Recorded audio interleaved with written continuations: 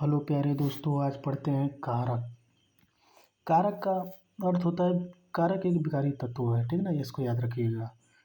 व्याकरण कोटि का चिन्ह भी होता है। कारक की परिभाषा क्या होती है? संज्ञा सर्वनाम के जिस रूप से उसका संबंध वाक्य के क्रिया या उसके पदों से ज्ञात करता है उसे क्या कहते हैं? उसे कारक कहते हैं, ठीक ना। सामान्यतः अगर बात किया जाए तो कारक के 8 भेद होते हैं। कौन कौन सा? कर्ता कारक, कर्म कारक, करण कारक, संप्रदान कारक, आपादान कारक, संबंध कारण कारक, अधिकरण कारक, संबोधन कारक। अगर इसकी विभक्ति की बात किया जाए तो कर्ता ने कर्म को करण से, संप्रदान के लिए आपादान से, संबंध का के की रे री री ना ने नी, अधिकरण में पर संबोध अहो ऐ। अगर प्रयोग के आधार की बात किया जाए तो दो प्रकार का होता है, एक संश्लिष्ट विभक्ति, एक विश्लिष्ट विभक्ति। किशोरी वाजपेयी के अनुसार कारक के 6 भेद होते हैं। कारक के कितने भेद होते हैं? 6 भेद होते हैं। कर्ता कारक, कर्म कारक, करण कारक, संप्रदान कारक, अपादान कारक, अधिकरण कारक। तो पहला पढ़ते हैं कर्ता कारक। संज्ञा या सर्वनाम के जिस रूप से कार्य को करने वाला का बोध होता है उसे क्या कहते हैं? कर्ता कारक कहते हैं। कर्ता कारक की विभक्ति क्या होती है? ने शून्य होती है।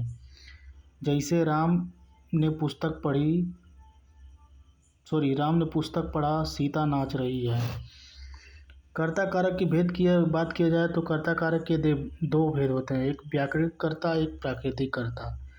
व्याकरणिक कर्ता सजीव को अर्थ देता है, जैसे राम पढ़ता है, बच्चा रोता है। प्राकृतिक कर्ता निर्जीव को अर्थ देता है, ठीक ना, जैसे पानी बह रहा है, पानी क्या है? यहाँ पे पानी निर्जीव है, ठीक ना, तो निर्जीव को अर्थ देता है। आगे चलते हैं। कर्म कारक की बात किया जाए दूसरे नंबर पर, तो जब वाक्य में क्रिया का फल या प्रभाव कर्म पर पड़ता है वहाँ पर कौन सा कारक होता है?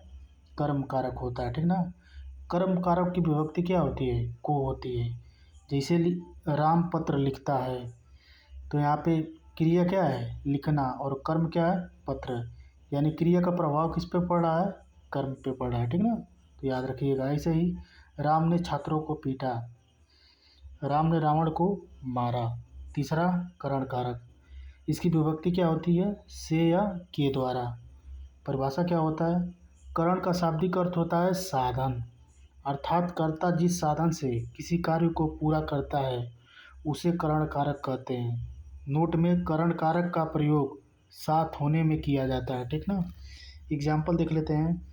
मोहन बस से अम्बेडकर गया, देखिए बस से गया, ठीक ना, यानी साथ होने में किया जाता है।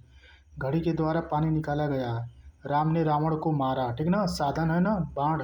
किससे मारा? रावण को। ऐसे एग्जाम्पल हुआ कलम से लिखता है, किससे लिखता है? कलम से लिखता है, साधन है ना। बच्चे गोद से खेल रहे हैं, सोहन दोनों पैर से लंगड़ा है। अगला चलते हैं कारक। अगला कारक है संप्रदान कारक। इसकी विभक्ति क्या होती है? को या के लिए।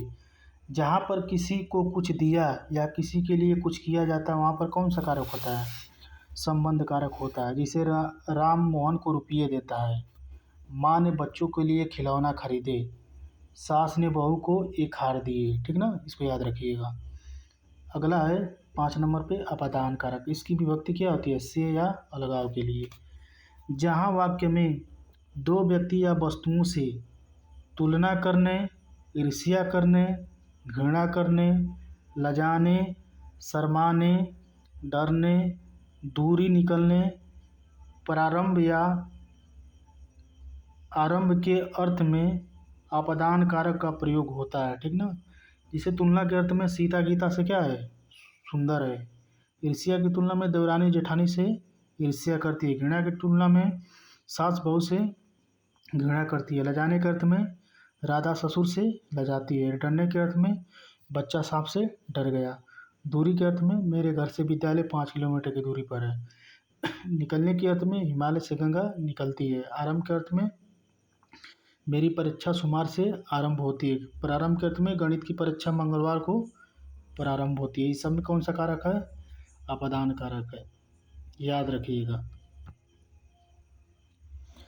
संबंध कारक की बात किया जाए तो इसका विभक्ति का क्या होती है, का के की, ठीक ना। ऐसे ही रा रे रे भी होती है। का के की विभक्ति के साथ विश्लिष्ट होता है, ठीक ना, विश्लिष्ट विभक्ति मतलब लगती है। और रा रे की बात संश्लिष्ट विभक्ति लगती है, ठीक ना, इसको याद रखिएगा। संज्ञा या सर्वनाम के जिस रूप से अन्य शब्द के साथ उसका संबंध या लगाव प्रतीत हो उसे क्या बोलेंगे, संबंध कारक बोलेंगे, ठीक ना। नोट में देख लेते हैं। संबंध कारक का प्रयोग मूल भाव के अर्थ में, परिणाम के अर्थ में, रचना के अर्थ में, कार्यकरण के अर्थ में होता है, ठीक ना। जैसे पहला है मूल भाव के अर्थ में, तो 12 रुपये का पनीर 50 ग्राम, 5 रुपये का घी।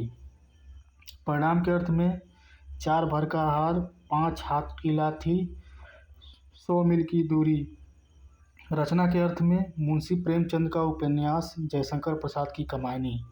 कार्यकरण के अर्थ में सोने की थाली, पीतल का लोटा। आगे चलते हैं। अधिकरण कारक की विभक्ति क्या होती है, में, पर। क्रिया व आधार को सूचित करने वाले संज्ञा या सर्वनाम के स्वरूप को क्या बोलते हैं, अधिकरण कारक कहते हैं, ठीक ना। जैसे तुम्हारे घर पर 4 आदमी हैं, बंदर पेड़ पर बैठा है, पुस्तक मेज पर है, लड़के दरवाजे दरवाजे घूम रहे हैं, वह संध्या समय गंगा किनारे जाता है, बच्चा कक्षा में पढ़ रहे हैं। अगला है 8वें नंबर पे संबोधन कारक। संबोधन कारक का प्रयोग पुकारने या संकेत करने के भाव में प्रदर्शित करता है, ठीक ना। जैसे हे भगवान मेरी रक्षा कीजिए, ठीक ना। उम्मीद करते हैं कि कारक समझ में आया होगा। मिलते हैं नेक्स्ट वीडियो में।